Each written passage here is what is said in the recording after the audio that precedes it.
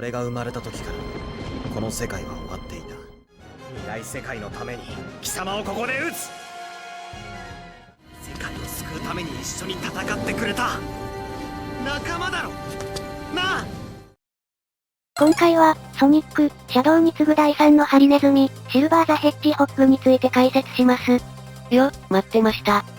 シルバーは、未来からやってきたハリネズミで、超能力の使い手です。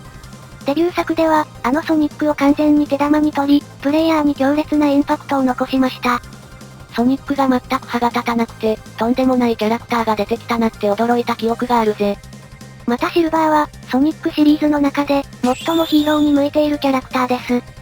下手したら、ソニックよりヒーローかもしれないですね。今回は、そんなシルバーの魅力を存分に解説していきますので、ぜひ最後まで楽しんでいってください。それでは早速行ってみよう。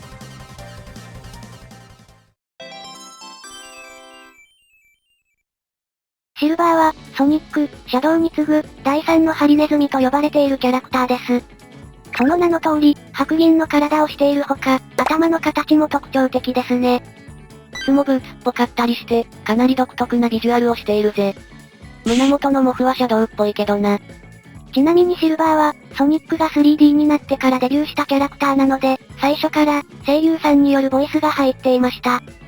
なあ、ブレイズ。誰かを殺して世界を救う。それって正しいことなのかな。シルバーの声優さんは、ジョジョ第3部の空城城太郎や、黒羊のセバスチャンなどを務めた、小野大輔さんです。超豪華。またシルバーは、ソニックたちの時代から200年後の、未来世界の住人です。シルバーが住む未来世界は、イブリースという炎の魔物によって滅ぼされており、見るも無残な姿になっています。そんな未来世界を救うべく、シルバーはメフィレスという謎の人物の力で、ソニックたちが住む、過去の世界へとやってくるんですね。過去に戻って、イブリース出現のきっかけとなった人物、イブリーストリガーを倒そうとしたぜ。見えた。この青いハリネズミがイブリーストリガー。このあたりの話は、後でまた詳しく紹介しますね。ちなみに、最初はメフィレスの力で時代を超えたシルバーですが、それ以降もちょくちょく、未来からソニックたちの時代にやってきます。その際は、世界に危機が訪れると出現する、謎のポータルを通ってくるそうです。急にご都合主義。またシルバーには、もう一つ、大きな設定があります。それはシルバーが、超能力の使い手であるということ。例えば、物や人を自由に動かしたり、自身も宙に浮くことができちゃいます。属性もられすぎな。シルバー自身は、特別スピードが速かったり、力が強いわけではないですが、この超能力を駆使することで、驚異の戦闘力を発揮します。例えば、デビュー作でソニックと戦った際は、あのソニックが手も足も出なかったくらいです。実際に、シルバーと戦うパートもあったけど、めちゃくちゃ強くてトラウマになったぜ。今作を遊んだ人は、誰もがここで、地獄を見たでしょうね。他にも、例えば宇宙から降ってきた隕石を止めたり、高速移動することも可能です。超能力めちゃくちゃ便利。ですがこの超能力も、決して無敵というわけではありません。例えば、シルバーの超能力は物体を操るだけで、人の心を操ることはできないです。またシルバーは、未来世界で日夜、イブリースと戦っていますが、人との戦闘経験はあまりありません。そのため、超能力の使い方も、まだまだ荒削り。シャドウやインフィニットなど、戦闘慣れしているキャラクターと戦った際は、せっかくの超能力をうまく活かせず、負けてしまうこともありますね。超能力が便利すぎる分、その力に頼りすぎちゃう節があるぜ。ソニックシリーズにおける、シルバーのポジションを一言で表すなら、超大型ルーキー。まだ若くて経験も浅いですが、その分、誰よりも強い正義感と、最後まで諦めない、強い心を持っています。ソニックシリーズには、あんまりいないタイプのキャラだよな。その眩しいほどの実直さは、シルバーにしか出せない、大きな魅力です。そしてそれに加えて、超能力という、とてつもないポテンシャルも秘めている。この先シルバーが色々な経験を積んでいったら、名実ともに、ソニックシリーズで最強のキャラクターになるかもしれないですね。そんなシルバーのデビュー作は、2006年発売のソニック・ザ・ヘッジホッグ、通称新ソニと呼ばれるゲームです。このゲームには3つのシナリオがあり、そのうちの1つで、シルバーは主人公を務めました。このシルバー編は、イブリースによって滅ぼされた未来世界を救うために、シルバーが過去に戻って奔走する物語です。メフィレスという謎の人物に、イブリーストリガーを消せば世界を救える、と吹き込まれたシルバーは、イブリーストリガーことソニックを探し出し、彼を抹殺しようとします。メフィレスの動きおもろ。ですがその一方で、世界を救うために、誰かを犠牲にするのは正しいのかと、シルバーは思い悩みます。そんなシルバーが、最終的にどんな決断を下すのか。シルバーの細かな心理描写も相まって、非常に見応えのあるストーリーが展開されました。最初はきっと、ソニックがイブリースを解き放った極悪人だと思ってたんだけど、いざソニックに会ってみると、彼は全く悪人じゃない。そこに気づいてしまったからこそ、自分の行動が正しいのか、シルバーは思い悩んでしまったんだろうな。またこのシルバーパートは、ゲーム性もすごく面白いです。シルバーパートでは、彼の特徴である、超能力を使ったアクションを体験することができます。例えば、周りに落ちてる岩などを操って敵を倒したり、敵のミサイルを受け止めて跳ね返すなど、誰しもが一度は憧れる、超能力みたいなアクションを堪能できるんですね。こういうアクション性を持ってるゲームは珍しいから、一度は遊んでみる価値があると思うぜ。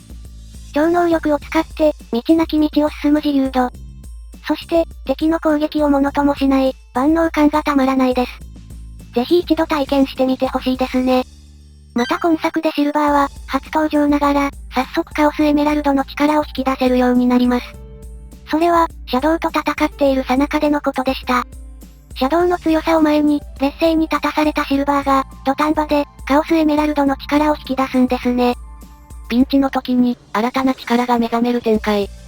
シルバーがあまりに主人公すぎる。また、その後のラスボス戦では、ソニック、シャドウと共にスーパー化も果たします。このことからも、シルバーが秘めているポテンシャルが、めちゃくちゃ高いことが伺えますね。ちなみにこの新ソニでは、物語のラストで、ソニックたちが過去を変えます。そしてその結果、今作の全ての出来事が、一度なかったことになるんですね。すなわち、ソニックたちとシルバーは、再び赤の他人になってしまったのです。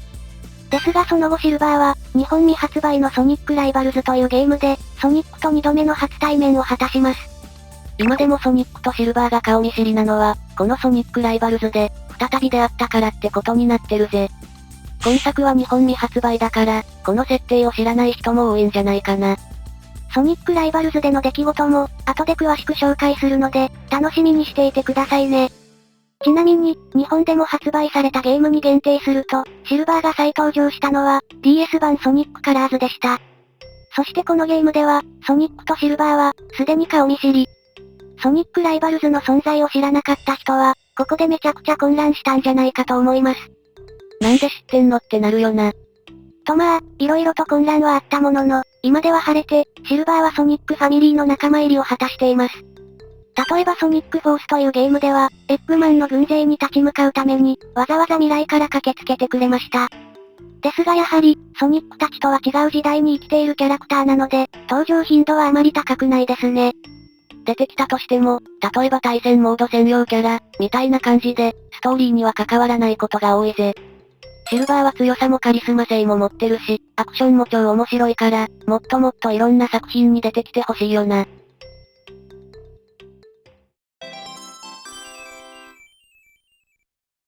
ここからは、シルバーの人生について解説していきます。今回は、シルバーが特に活躍した3つの作品、新ソニ、ソニックライバルズ、ソニックライバルズ2の内容を中心に話していくぜ。シルバーが生まれたのは、ソニックたちの時代から200年後の未来の世界です。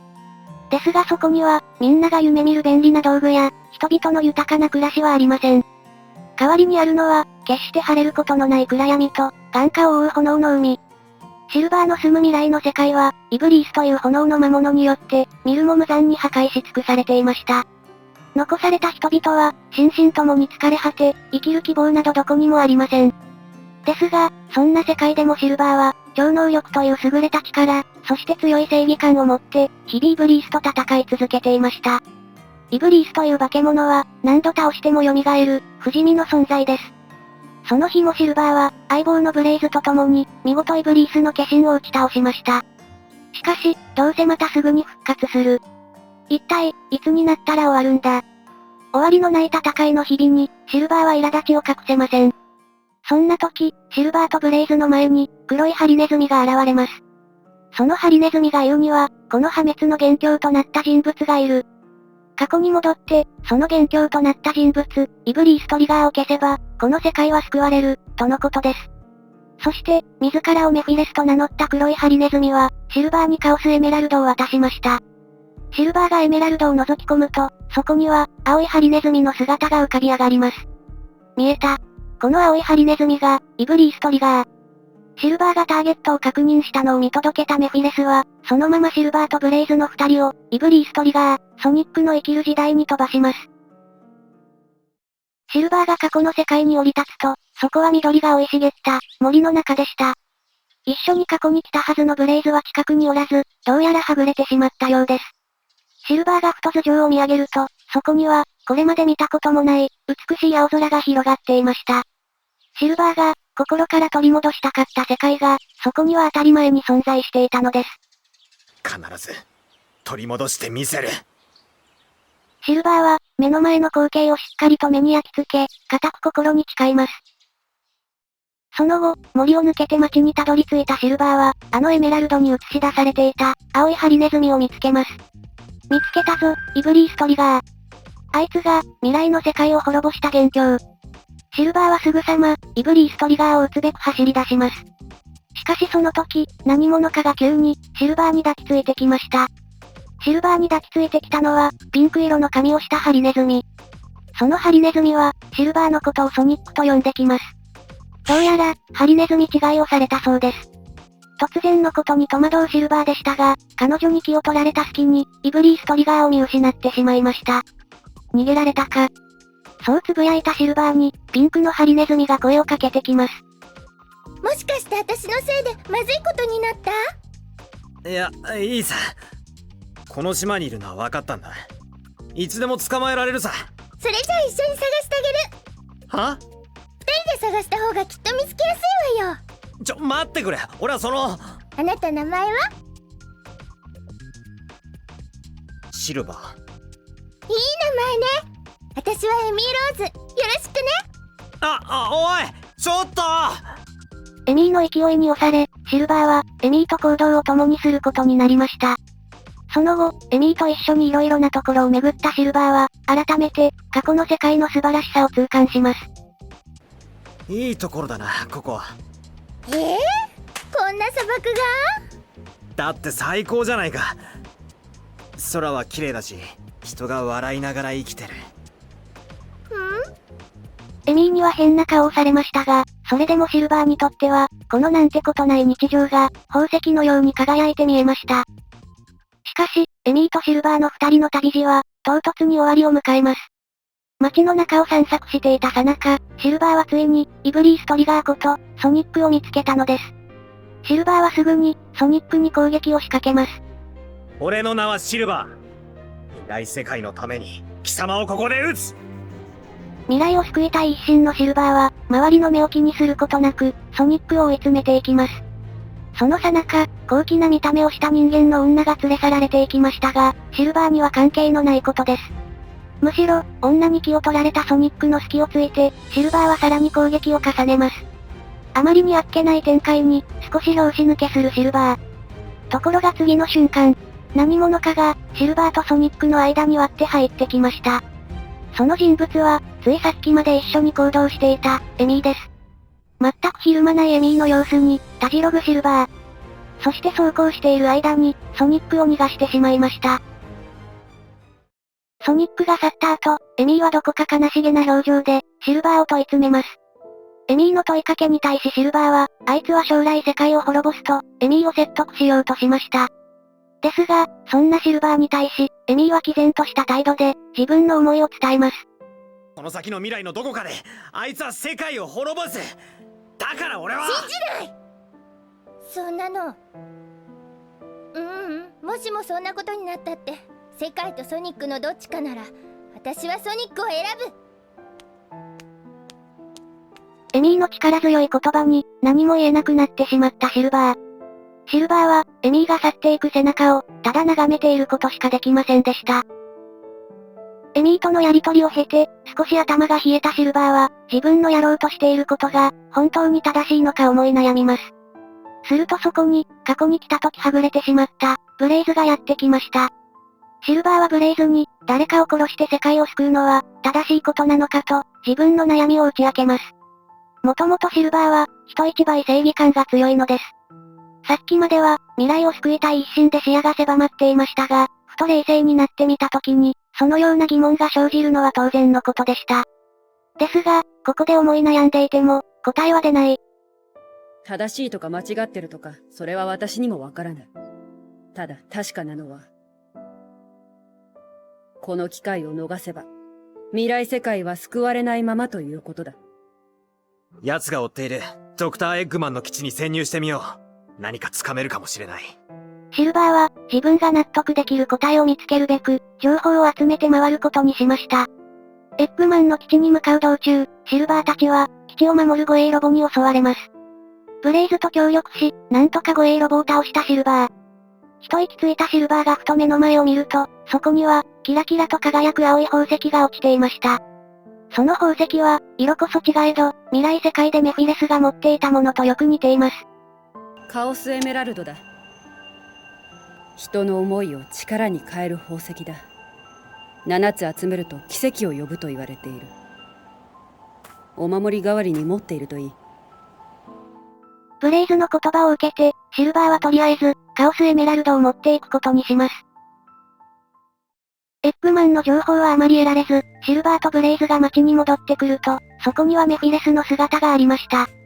シルバーはメフィレスに、イブリーストリガーとは何か、そして、なぜソニックが未来を滅ぼすことになるのかといただします。しかしメフィレスは、はっきりした答えを言いません。奴は列車のターミナルにいる。追うのなら今だ。やはり、奴を殺すしか方法はないのか。誰かを殺して、世界を救う。その葛藤は大きくなる一方でしたが、それでも未来を救うため、立ち止まっている暇はありません。シルバーはメフィレスの言葉に従い、列車のターミナルへと向かいます。そして、ソニックと2度目の対面を果たしたシルバー。迷いがない、と言ったら嘘になる。でも、未来を救うためには、こうするしかない。シルバーは覚悟を決め、再びソニックに襲いかかります。ですが、あと一歩というところで、再び何者かが邪魔に入りました。その人物の姿を見て、シルバーは驚きます。メフィレス、なぜ邪魔をする？僕はシャドウザ・ヘッジホッグだ。シルバーの前に立ちはだかったのは、自分をここまで導いてきた、メフィレスそっくりの人物でした。しかしその人物は、自らをシャドウザ・ヘッジホッグと名乗り、シルバーに戦いを挑んできます。シルバーは超能力で応戦しますが、シャドウの圧倒的な戦闘センスを前に、なかなか決定打が放てません。そうこうしているうちに、徐々に疲弊してきたシルバー。超能力を使う体力もなくなってきたシルバーは、慣れないパンチをシャドウに放ちます。ところが次の瞬間、シャドウが急に目の前から消え、気づくとシルバーは、地面に這いつくばっていました。どうやらシャドウは、カオスコントロールという技を使って、一瞬だけ時空を歪めたようです。そんな力を持つ相手に、どうやって勝てばいいんだ。マリの実力差に、絶望しかけるシルバー。ですが、未来の世界の命運は、自分の手にかかっている。ここで諦めるわけにはいかない。シルバーは、あの時ブレイズからもらった、カオスエメラルドを手にします。そして再び、シャドウに立ち向かうシルバー。カオスエメラルドは、思いを力に変える宝石。シルバーの強い思いに反応し、カオスエメラルドが光り輝きます。そして、シャドウとシルバー、二人のカオスコントロールが共鳴したことにより、時空の穴が出現しました。誰にも邪魔はさせない。俺は運命を変えて未来を救ってみせる。シルバーはシャドウにこう告げますが、シャドウは驚きの言葉を口にします。メフィレスが企んでいるのは未来の救済じゃない。全ての歴史の抹殺だ。どういう意味だ？お互いに知る必要がありそうだ。10年前の真実とやら。知りたければついてくるがいい。ここまで来たら、ためらう理由は何もない。シルバーはシャドウの後に続き、時空の穴に飛び込みました。シルバーが降り立ったのは、ソニックたちの時代から、さらに10年前の時代。どこかの研究施設のような場所でした。シャドウとシルバーが辺りを確認していると、突如通路の先から、巨大な爆発音が聞こえます。爆発の方向に急いで向かうと、そこにはなんと、忌々しい、イブリースの炎がありました。そして地面を見てみると、黒い液体のようなものが流れています。そして黒い影の方が本来のメフィレス。あれがメフィレス。シャドウの言葉に、驚きを隠せないシルバー。ですが、考えている暇はありません。イブリースとメフィレスがそれぞれ、別々の方向に逃げ出したのです。シルバーとシャドウは二手に分かれ、シルバーは、イブリースを追いかけることになりました。イブリースに追いついたシルバーは、超能力を使って、イブリースが成長しないよう抑え込みます。しかし、それも時間の問題でしょう。このままだとイブリースが世に放たれ、また世界が崩壊してしまう。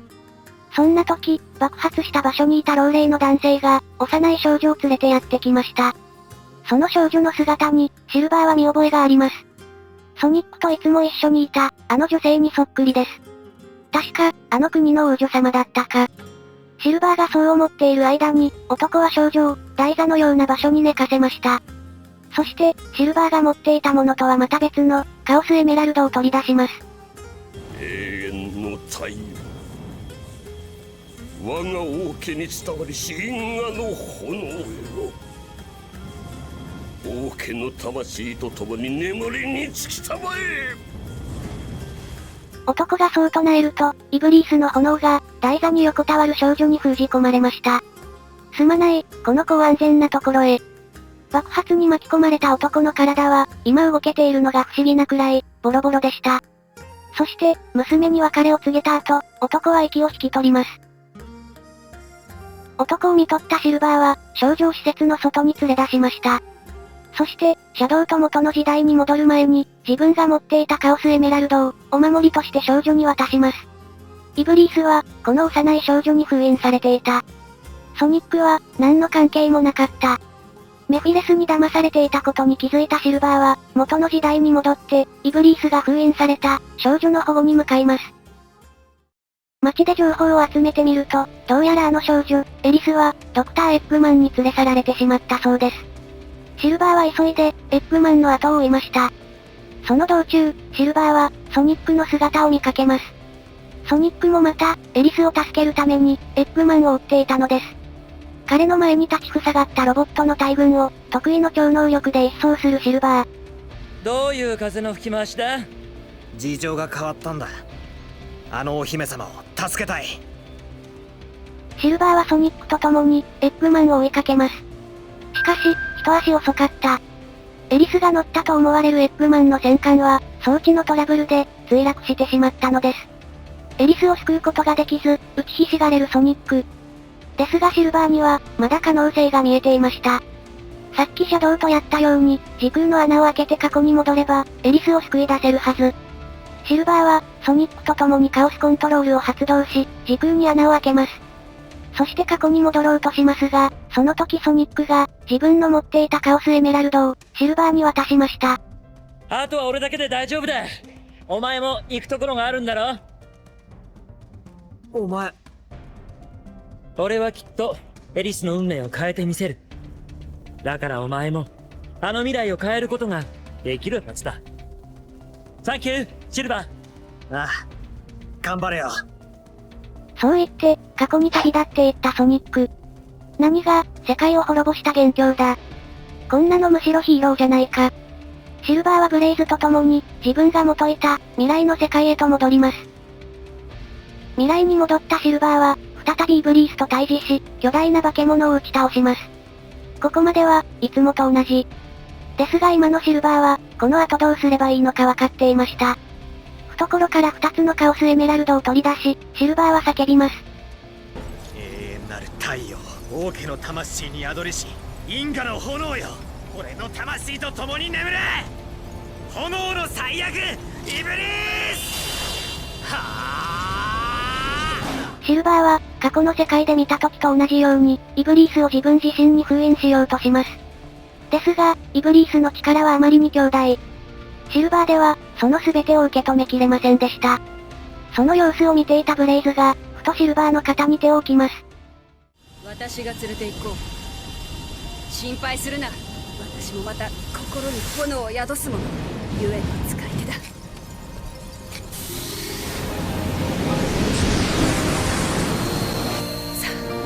あ早く、私ごとカオスコントロールで時を止めろ。そして異なる次元へ封印するんだ。そんなことできるわけないだろ。あの時言ったはずだぞ。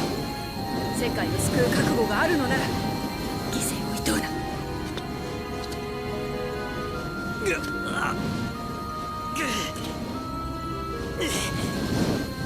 ダメだ。だってあんたは仲間じゃないか。世界を救うために一緒に戦ってくれた仲間だろなあ。やはり青いな。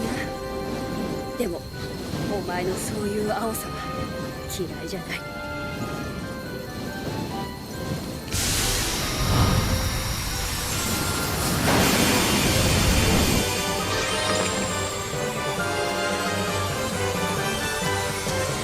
ブレイズ、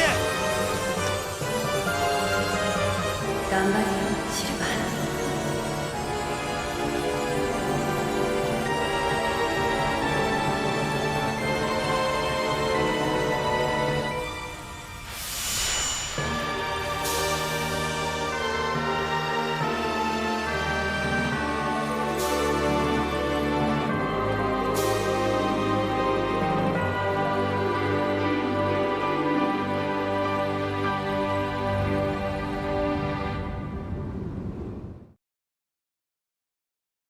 未来の世界は救われた。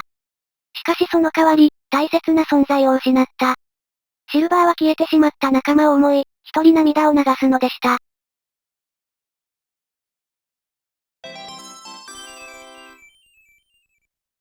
未来が救われたのもつかの間、突如世界を、まばゆい光が包みます。そして、気がつくとシルバーは、これまでいた場所とは違う、謎の空間に飛ばされていました。さらにそこには、過去の住人であるはずの、エミーたちの姿も見えます。一体何が起きたんだ？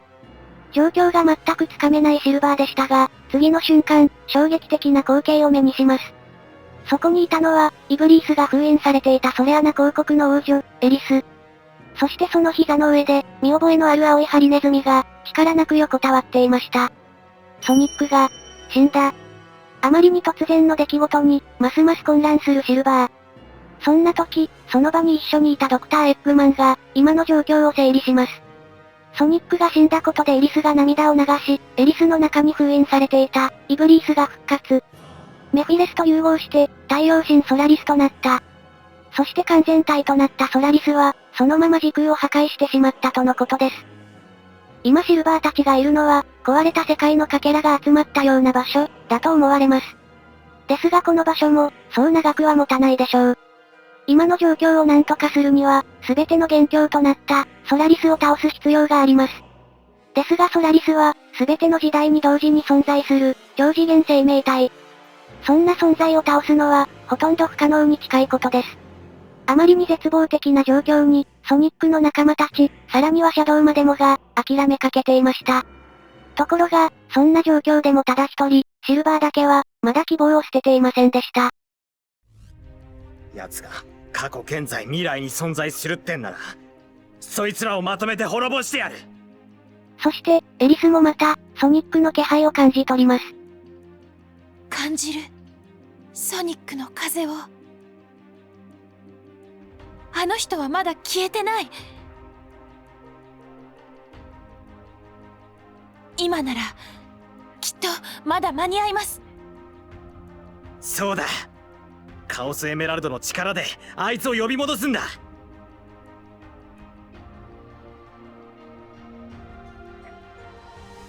思いを力に変えて、奇跡を呼び起こす。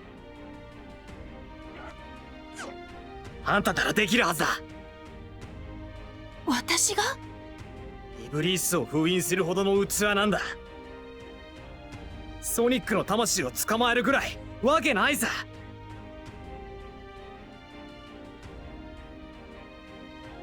どんなに絶望的な状況でも、決して希望は捨てない。シルバーの言葉で、その場の空気がガラリと変わりました。みんなは壊れた世界を巡り、カオスエメラルドを集めて回ります。シルバーも、以前訪れた砂漠地帯に降り立ち、エメラルドを一つ見つけ出しました。よしソニック、待ってろ。そして、7つすべてのエメラルドを集めきった仲間たち。みんなで、ソニックとエリスを見守ります。私はどうなってもいい。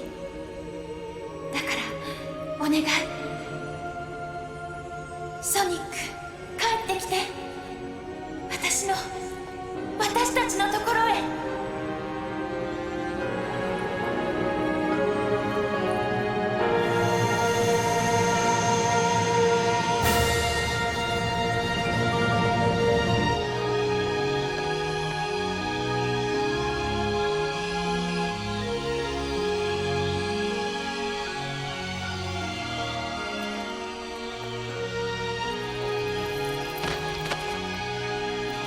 ありがとう、エリス。ソニックに会いたい。皆の強い思いにカオスエメラルドが応え、ソニックはスーパーソニックとして帰ってきました。シルバーの、決して諦めない不屈の精神が、奇跡を起こしたのです。ですが、喜んでばかりもいられません。一刻も早く、ソラリスを何とかする必要があります。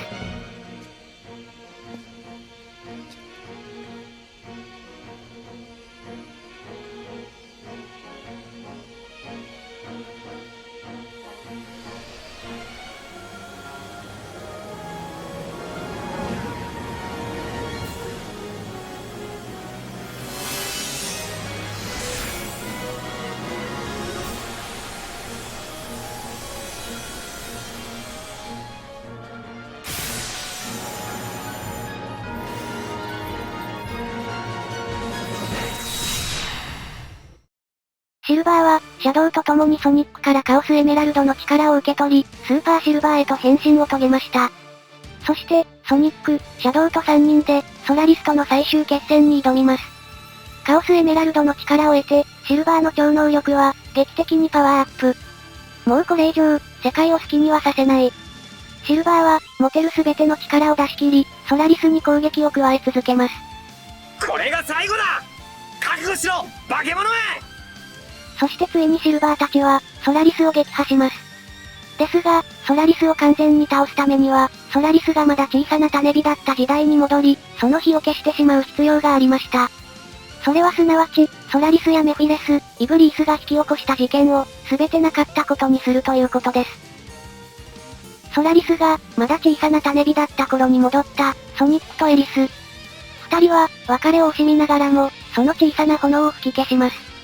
こうして、今作で起きた数々の大事件は、すべてなかったことになりました。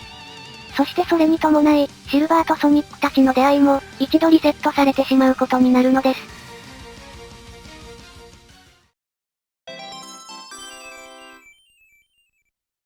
イブリースによる惨劇が起こらなかった世界線。シルバーは、ある人物を追いかけて、過去の世界を訪れていました。その人物とは、エッグマンネガ。エッグマンネガは、撮影したものをカードに閉じ込める、という危険なカメラを持って、過去の世界に渡っていました。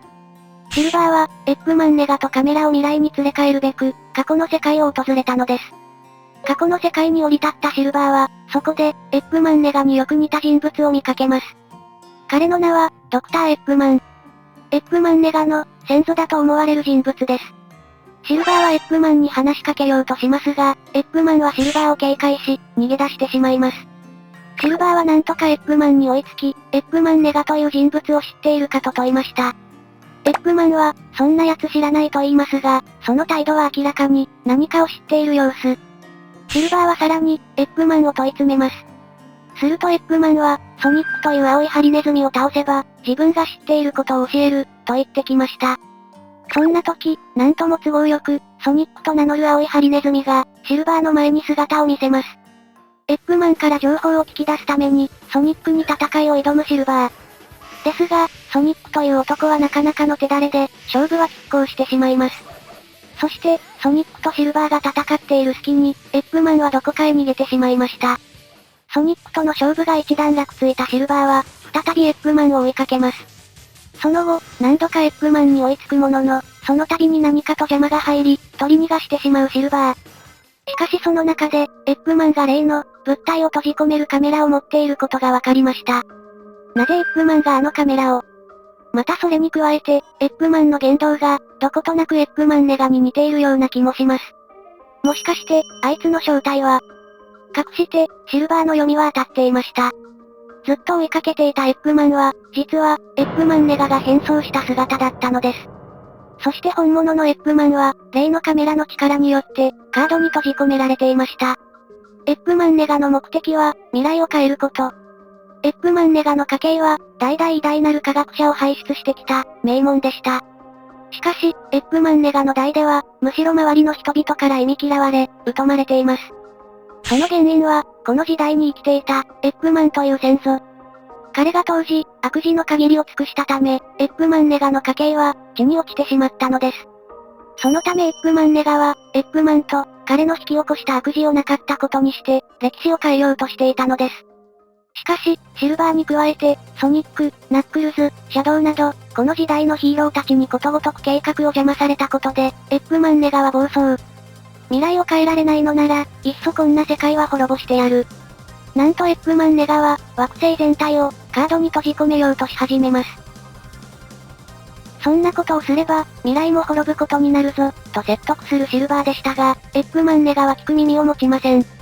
シルバーは、エッグマンネガを止めるべく、最後の戦いに挑みます。エッグマンネガの戦艦に乗り込み、コックピットを目指すシルバー。戦艦の激しい攻撃に苦戦しながらも、なんとか前に進み続けます。そしてついに、エッグマンネガの戦艦を撃破。シルバーは見事、世界を救うことに成功したのです。そしてエッグマンネガの方は、持っていたカメラが暴走し、なんと、自分がカードに閉じ込められてしまいました。シルバーはエッグマンネガのカードを持って、未来の世界に変えることにします。この時代にも、エッグマンという厄介者がいるみたいだが、そこは自分が関わるところじゃない。この時代にも、たくさんのヒーローがいるみたいだし、大丈夫だろう。そんなことを考えながら、シルバーは未来に変えるのでした。エッグマンネガを未来に連れ帰ってから、幾日か経ったある日。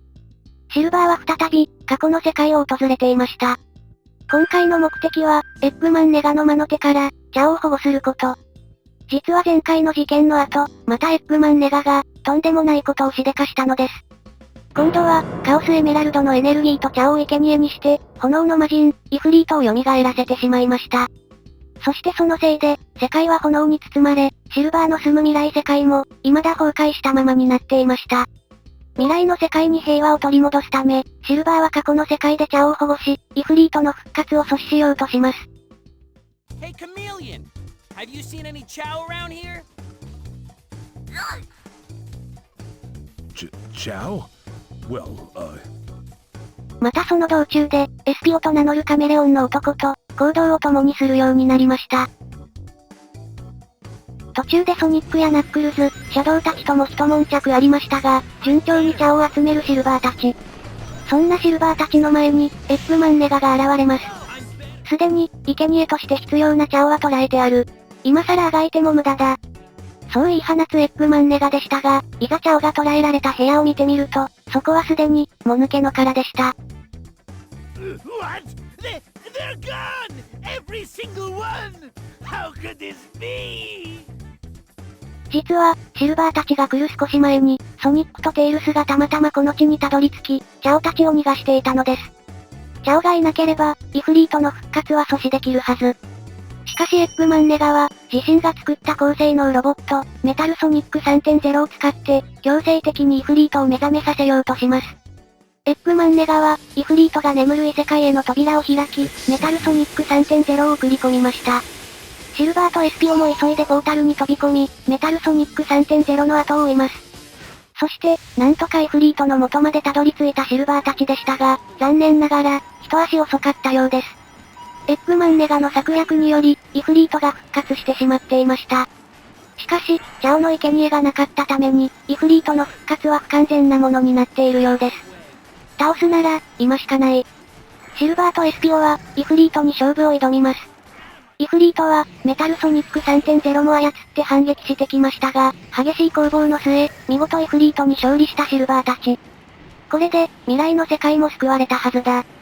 シルバーは役目を終えたことを確認し、異世界から帰還。そのままエスピオに別れを告げ、未来の世界に帰っていきました。At last, the future is safe once more. Espio, let's head back before the portal closes. Okay. Wait, you two! My legs are caught under this rubble and I can't move! You reap what you sow, Eggman Nega. Hey, wait a minute! You can't just leave me here! Thanks for helping me, Espio. No, I should be thanking you. You helped to save our world too. Well, I guess it's time to head back. I hope the new future is a happy one. Be safe, Silver. You too, Espio. 以上が、シルバーの歩んできた人生になります。本当にずっと、世界を守るために頑張ってきたんだな。シルバーがあまりにヒーローすぎる。でも、ソニックライバルズの方でもやっぱり、最初はソニックたちと敵対してたんだな。また一人で突っ走っちゃいましたね。こういうところからも、シルバーが、まだまだ成長途中であることが伺えます。でも、こういうところがまた、シルバーの魅力だったりもするよな。間違いないですね。まだまだ未成熟なシルバーが、この先どのように成長していくのか、非常に楽しみになってきます。この動画を見てくれたみんなも、シルバーのことが大好きになったんじゃないかと思うぜ。ちなみに、その後のシルバーの世界の様子は、2010年発売の DS 版ソニックカラーズで言及されています。イフリートの脅威が去った未来世界は、シルバーが待ち望んだ、平和な世界になっているようです。よかったよかった。世界を何度も救ったシルバーは、間違いなく、未来の世界ではヒーローになっているでしょう。またこれ以降の作品では、ソニックたちがピンチの際にも、未来から駆けつけて加勢してくれるようになります。一度は、ソニックたちとの出会いがリセットされてしまったシルバーですが、今ではもうすっかり、ソニックファミリーの一員ですね。シルバーは未来の住人なので、なかなか出番が少ないですが、もし今後の作品で出てきた際は、どんな活躍をするか注目です。未来のヒーローに交互期待。以上、ソニックシリーズの正統派ヒーロー、シルバーの解説でした。動画が気に入っていただけましたら、いいねやチャンネル登録をぜひお願いします。たくさんのコメントも待ってるぜ。それでは、次の動画でお会いしましょう。